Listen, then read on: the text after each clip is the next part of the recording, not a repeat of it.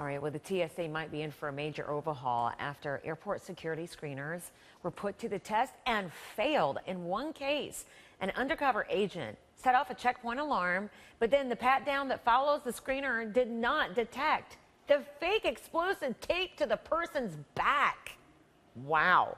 CNN Suzanne Malveaux is live this morning for us at Reagan National Airport this morning, and I'm sure that these findings are not going over well there. How in the world were they able to slip these things past the screeners 95% of the time?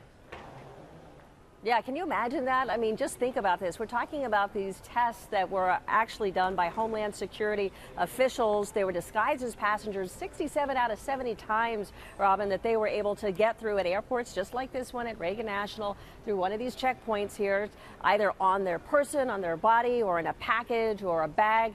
They were able to get through with those screening machines as well as those pat downs.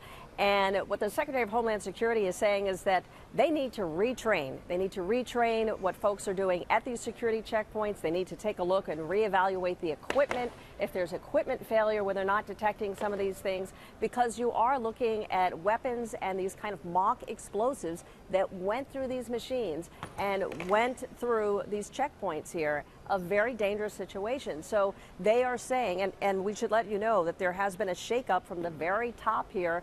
The guy who was in charge, the interim administrator who was in charge of TSA, has now been shoved aside, and the deputy director now taking his place until they can all sort this out. But they have said, look, we want immediately to retrain these guys, to also take a look at the supervisors. How are they being evaluated?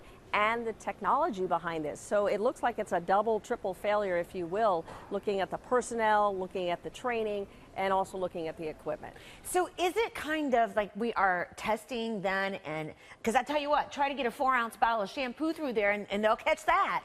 But I mean, obviously people who have bad plans, yeah, terrorists would know, okay, obviously they catch the water bottles, but is it that the terrorists are watching this, or people who might want to get something by, and the training is just like on old stuff or your shoes?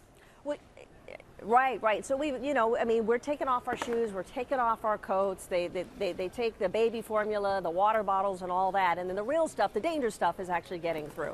So that is a big problem here. I mean, the priorities here, and I think what they are trying to emphasize is that people have to look out for, really what is it that is really dangerous here? Is it the equipment that's also not picking up some of this stuff, but is it also the TSA officers are not actually looking for some of these things? But it starts from the top, and it also is here on the ground. And so they're trying to address all levels of this. And they also said, too, they're going to keep up with these covert, random operations, because they're trying to pick and see where are these holes. Clearly, there were a lot of them.